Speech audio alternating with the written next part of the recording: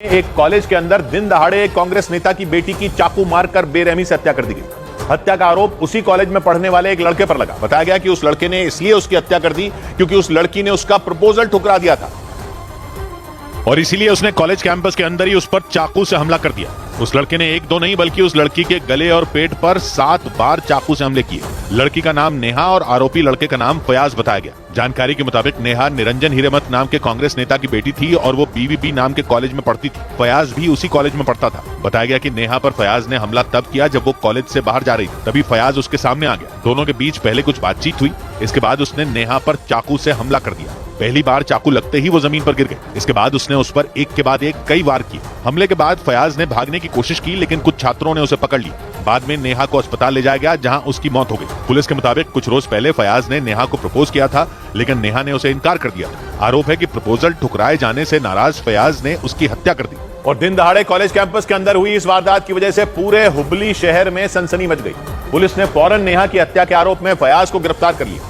बवाल तब और बढ़ गया जब हत्या के विरोध में बीजेपी के छात्र संगठन एबीवीपी ने कर्नाटक की सरकार के खिलाफ मोर्चा खोल दिया और विरोध जताने के लिए बड़ी संख्या में एबीवीपी के कार्यकर्ता सड़कों पर उतर आए। हुबली शहर के एक इलाके से जो तस्वीरें सामने आई उनमें सड़क पर एबीवीपी के कार्यकर्ताओं का हुजूम दिखाई दिया। बड़ी संख्या में लोग सड़क के बीच में धरने पर बैठे नजर आए। वहां उस लड़की नेहा की एक बड़ी तस्वीर भी दिखाई दी जिसकी कॉलेज कैंपस में हत्या कर दी गई। कई लोग हाथों में एबीवीपी का झंडा लेकर नारे लगाते रहे। इस दौरान वहां बड़ी संख्या में पुलिस के जवान तैनात रहे ताकि किसी भी तरह के हालात से निपटा जा सके। हत्या के विरोध में कर्नाटक सरकार के खिलाफ सड़क पर एबीवीपी के इस प्रदर्शन से वहां जैम जैसे हालात बन गए। एक तस्वीर में सड़क पर गाड़ियों की लाइन लगी दिखाई दी। जैम में फंसने से कई लोग परेशान होते भी नजर आए। प्रदर्शन खत्म करवाने के लिए पुलिस अधिकारियों ने एबीवीपी के कार्यकर्ताओं से बात की लेकिन वो अपनी जगह से टस से मस नहीं हुए। इसी वजह से काफी देर तक सड़क पर हंगामा होता रहा और हत्याकांड की वजह से नेहा का पूरा परिवार हिल गया। घर वालों को यह यकीन ही नहीं हो रहा कि उनकी बेटी अब इस दुनिया में नहीं है। इसीलिए नेहा के घर वालों ने पुलिस से इंसाफ की गुहार लगाते हुए आरोपी फयाज के लिए फांसी की मांग की और वकीलों से उसका केस नहीं लड़ने की अपील की ताकि उसे जल्द से जल्द फांसी की सजा मिल सके। कॉलेज कैंपस में नेहा की हुई हत्या की वजह से घर वाले सदमे में हैं। वहां से आई एक तस्वीर में नेहा के घर वाले बुरी तरह रोते बिलखते दिखाई दी। उसकी मां रोते हुए अपना सिर पीटती नजर आई। पिता निरंजन हिरेमत की आंखों से आंसू थमने का नाम नहीं ले रहे थे। किसी को यह यकीन ही नहीं हो रहा कि सुबह कॉलेज के लिए निकली नेहा की बेरहमी से हत्या कर दी गई। इससे पहले उसकी अंतिम यात्रा निकाली गई जिसमें उसके पिता ने आरोपी फयाज के लिए फांसी की मांग की। उसको फांसी पे चढ़ाने तक हम चुप नहीं बैठेंगे और उस आत्मा को शांति नहीं मिलेगा मेरे बेटे को। घर वालों ने नेहा की हत्या के पीछे लव जिहाद का शक जताया। घर वालों का आरोप है कि फयाज नेहा को आए दिन परेशान करता था जबकि नेहा उससे पीछा छुड़ाना चाहती थी। लव जिहाद वाले का जो संग है ना वो ऐसे ही टारगेट करते हैं। जो अच्छे लड़की लोग चाहिए, अच्छे खानदानी चाहिए। नेहा के घर वालों का दावा है कि फयाज लव जिहाद के एक गिरोह का सदस्य है और इस गिरोह में कुल 4 लोग शामिल हैं। और नेहा के घर वालों ने पुलिस से उन्हें भी गिरफ्तार करने की मांग की। लेकिन इस कहानी में नया मोड़ तब आ गया जब कर्नाटक के गृह मंत्री जी परमेश्वर ने लव जिहाद की बात से साफ इनकार कर दिया और उन्होंने दावा किया कि नेहा और आरोपी फयाज एक दूसरे को अच्छी तरह से जानते थे। जी परमेश्वर के मुताबिक उन दोनों के बीच प्रेम प्रसंग था लेकिन किसी वजह से नेहा ने फयाज की अनदेखी करनी शुरू कर दी थी। उनके मुताबिक कुछ दिनों से नेहा ने फयाज से बातचीत भी बंद कर दी थी। उसी वजह से फयाज ने गुस्से में आकर कॉलेज के अंदर उसकी चाकू मारकर हत्या कर दी। जी परमेश्वर ने साफ किया कि इस मामले में लव जिहाद का कोई मुद्दा नहीं बल्कि इसे तूल देने की कोशिश की जा रही है। ಆ ಥರ ಪರಸ್ಪರ ಪ್ರೀತಿ ಮೇಲೆ ಆಗಿರ್ತಕ್ಕಂಥದ್ದು ಬಿಟ್ರೆ ಯಾವ ಲವ್ ಜಿಹಾದು ಕಾಣಿಸ್ತಿಲ್ಲ ಅಂತ ಹೇಳಿ। जबकि नेहा के पिता और कांग्रेस पार्षद निरंजन हिरेमत के मुताबिक उनकी बेटी का फयाज से कोई रिश्ता नहीं था बल्कि फयाज उसे लव जिहाद के जाल में फंसाने के लिए उसके पीछे पड़ा था। हालांकि कर्नाटक के मुख्यमंत्री सिद्धरमैया ने इस घटना की निंदा की और आरोपी को सख्त सजा दिलाने का भरोसा दिया। इधर छत्तीसगढ़ के बीजापुर में पहले चरण के मतदान के बीच एक जवान नक्सलियों के बम धमाके में शहीद हो गया। छत्तीसगढ़ के बीजापुर में लोकसभा चुनाव के मतदान के दौरान वहां हुए आईईडी ब्लास्ट में सीआरपीएफ का एक जवान शहीद हो गया। इस आईईडी ब्लास्ट में उस जवान के हाथ और पैर पर गंभीर चोट आई थी। ये ब्लास्ट मतदान केंद्र से महज 100 मीटर की दूरी पर हुआ था। प्रधानमंत्री नरेंद्र मोदी ने उत्तर प्रदेश के अमरोहा में चुनावी सभा को संबोधित करते हुए राहुल गांधी और अखिलेश यादव पर जोरदार हमला बोला। यूपी में एक बार फिर 2 शहजादों की जोड़ी, उनकी फिल्म का शूटिंग चल रहा है आजकल। जम्मू कश्मीर की पूर्व मुख्यमंत्री महबूबा मुफ्ती की पार्टी पीडीपी यानी पीपल्स डेमोक्रेटिक पार्टी ने अपना घोषणा पत्र जारी कर दिया। इस दौरान महबूबा मुफ्ती ने केंद्र सरकार पर कई आरोप भी लगाए। जम्मू कश्मीर की अनंतनाग राजौरी लोकसभा सीट से महबूबा मुफ्ती चुनाव लड़ रही हैं। पश्चिमी मीडिया ने दावा किया कि उत्तर कोरिया ने अपनी जासूसी सैटेलाइट की दोबारा लॉन्चिंग की तैयारियों को तेज कर दिया और अपने इस दावे को पुख्ता करने के लिए उत्तर कोरिया की सैटेलाइट लॉन्चिंग पैड की एक तस्वीर भी जारी कर दी। और दावा किया कि उत्तर कोरिया अपने स्पेस स्टेशन पर एक नया लॉन्च पैड बनाने का काम तेजी से कर रहा है। पश्चिमी मीडिया के मुताबिक उत्तर कोरिया जल्द ही अपनी जासूसी सैटेलाइट को दोबारा लॉन्च कर सकता है, जो इससे पहले 31 मई को फेल हो गई और उस वक्त उत्तर कोरिया ने दावा किया था कि तकनीकी खराबी की वजह से लॉन्चिंग फेल रही। लेकिन उसके बाद उत्तर कोरिया के शासक किम जोंग उन ने एक बैठक बुलाई थी और दावा किया गया कि उस बैठक में किम जोंग उन ने जासूसी सैटेलाइट मिशन से जुड़े वैज्ञानिकों को फटकार लगाई थी और एक बार फिर उस सैटेलाइट की लॉन्चिंग की तैयारी करने का आदेश दिया। अब इस नई तस्वीर को जारी करते हुए पश्चिमी मीडिया ने यह दावा किया कि उत्तर कोरिया अपनी जासूसी सैटेलाइट की दोबारा लॉन्चिंग में जुट गया। इस बीच संयुक्त राष्ट्र ने मिसाइल लॉन्चिंग पर उत्तर कोरिया को फटकार लगा दी। पश्चिमी मीडिया के मुताबिक संयुक्त राष्ट्र ने उत्तर कोरिया की मिसाइल लॉन्चिंग को दूसरे देशों के लिए खतरा बताया और आरोप लगाया कि उत्तर कोरिया ने अपने पड़ोसी देश यानी दक्षिण कोरिया और जापान को बिना बताए ही मिसाइलों को लॉन्च किया, जिसकी वजह से कई विमानों के रास्ते बदलने पड़े। इसके साथ ही इन देशों में हमले को लेकर अलर्ट भी जारी करना पड़ा। पश्चिमी मीडिया के मुताबिक उत्तर कोरिया ने कुछ दिन पहले एक बैलिस्टिक मिसाइल का टेस्ट किया था, जो जापान के करीब समंदर में जाकर गिरी, जिसके बाद जापान में इमरजेंसी के सायरन बजने लगे। वहीं उत्तर कोरिया ने सुरक्षा परिषद पर अमेरिका के दबाव में काम करने का आरोप लगाया। किम जोंग उन ने आरोप लगाया कि सुरक्षा परिषद की बैठक तो केवल दिखावा है, जबकि पहले से ही उत्तर कोरिया को दोषी माना जा चुका है। उधर रूस ने यूक्रेन जंग में बहुत जल्द सरमात न्यूक्लियर मिसाइल तैनात करने की तैयारी कर ली। रूस के राष्ट्रपति पुतिन ने खुद इसका ऐलान कर दिया। इस मिसाइल की गिनती दुनिया की सबसे शक्तिशाली परमाणु मिसाइलों में होती है, क्योंकि यह करीब 18,000 किलोमीटर तक हमले कर सकती है। यानी इसके जरिए पुतिन रूस से ही अमेरिका में भी भीषण तबाही मचाने में सक्षम हो जाएंगे। रूस के राष्ट्रपति व्लादिमीर पुतिन ने अब जब इसको जंग में उतारने का ऐलान कर दिया तो इससे यूक्रेन की मुश्किलें बढ़ सकती हैं, क्योंकि पश्चिमी देशों के हथियारों के दम पर यूक्रेन रूसी फौज से मुकाबला कर रहा है। लेकिन अगर पुतिन ने अपनी सबसे खतरनाक सरमात न्यूक्लियर मिसाइल को मैदान में उतार दिया तो पश्चिमी देशों के लिए भी यूक्रेन की मदद करना आसान नहीं होगा, क्योंकि परमाणु ताकत से लैस इस मिसाइल की रेंज करीब 18,000 किलोमीटर है। यानी इस खतरनाक मिसाइल की रेंज में जर्मनी, फ्रांस, ब्रिटेन और अमेरिका जैसे देश होंगे। वहीं यूक्रेन के मीडिया ने दावा किया कि ज़ेलेंस्की की फौज ने निप्रोपेट्रोव्स्क शहर में रूस के घातक हमलों को नाकाम कर दिया। आरोप है कि रूसी सेना ने वहां तबाही मचाने के लिए किंजल समेत कई दूसरी खतरनाक मिसाइलें बरसाई, लेकिन ज़ेलेंस्की की सेना ने रूस के इन हमलों का मुंह तोड़ जवाब दिया। यूक्रेन के मीडिया के मुताबिक पुतिन की वायुसेना ने अज़ोव सागर के रास्ते उड़ान भर रहे Tu-22M बॉम्बर से KH-22 और किंजल मिसाइलें बरसाई। इसके साथ ही रूस ने ईरान से मिले शाहिद 136 ड्रोन से भी हमला किया।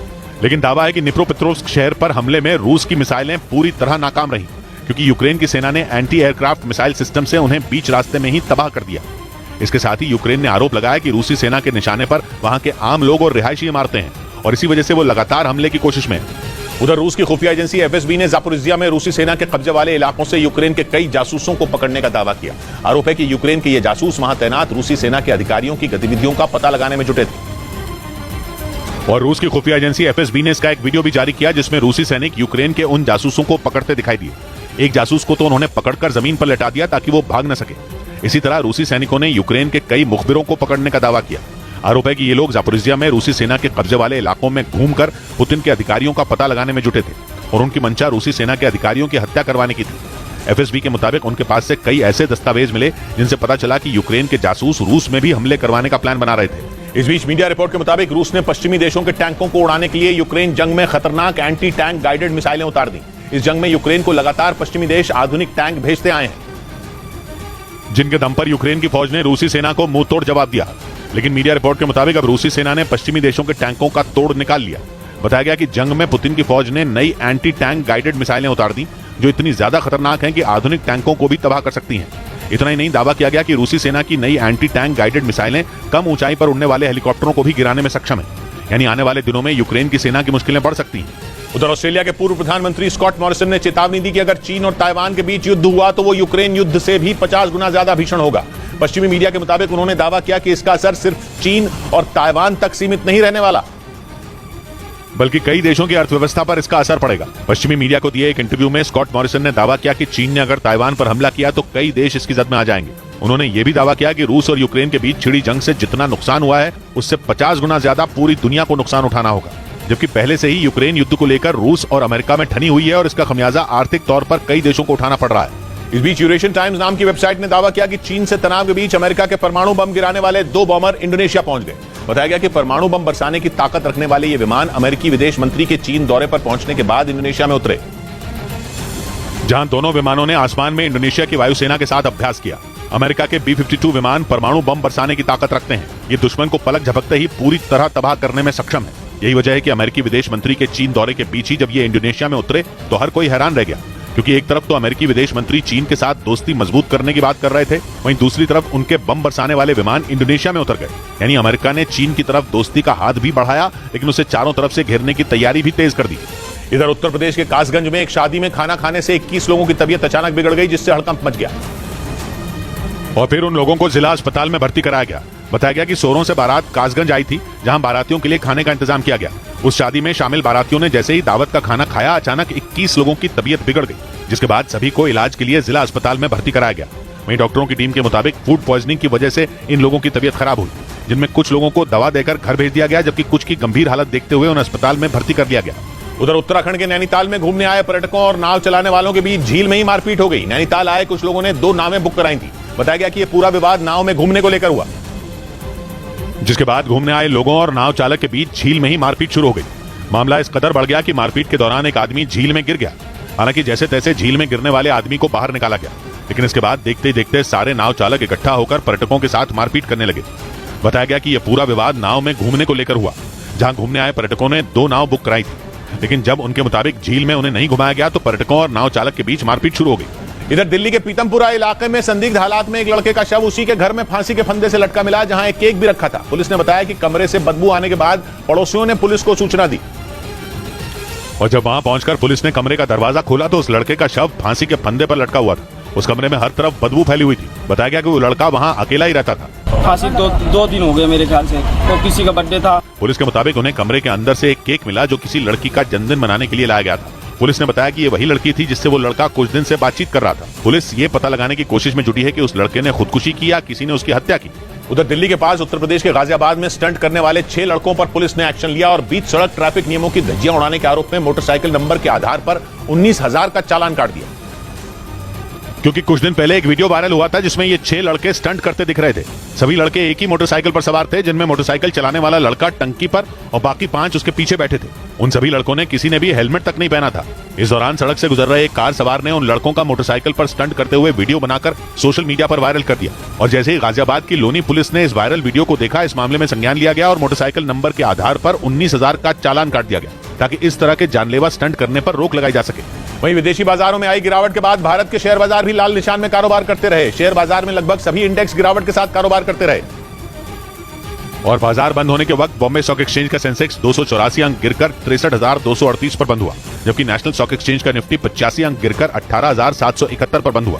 बैंक, आईटी और कैपिटल गुड्स में सबसे ज्यादा गिरावट दर्ज की गई। वहीं स्मॉल कैप और मिड कैप शेयर भी बाजार को संभालने में नाकाम रहे। उधर 62 साल बाद ब्रिटेन की अर्थव्यवस्था पर कर्ज का नया रिकॉर्ड बन गया। इसकी वजह यूक्रेन में चल रही जंग को माना जा रहा है। यूक्रेन जंग के कारण ब्रिटेन की अर्थव्यवस्था पर बहुत बुरा असर हुआ और देश चलाने के लिए ब्रिटेन को भारी भरकम कर्ज लेना पड़ गया। ब्रिटेन की सरकार के आंकड़ों के मुताबिक वहां की सरकार पर कर्ज 2.5 लाख करोड़ पाउंड यानी भारतीय रुपयों में करीब 250 लाख करोड़ रुपए हो गया। सरकार पर कुल कर्ज का यह आंकड़ा ब्रिटेन की जीडीपी से भी ज्यादा है। मतलब यह कि ब्रिटेन की अर्थव्यवस्था बुरी तरह कर्ज में डूबी है। इसके पीछे वहां पेट्रोल, डीजल और गैस की ऊंची कीमतों को बड़ी वजह माना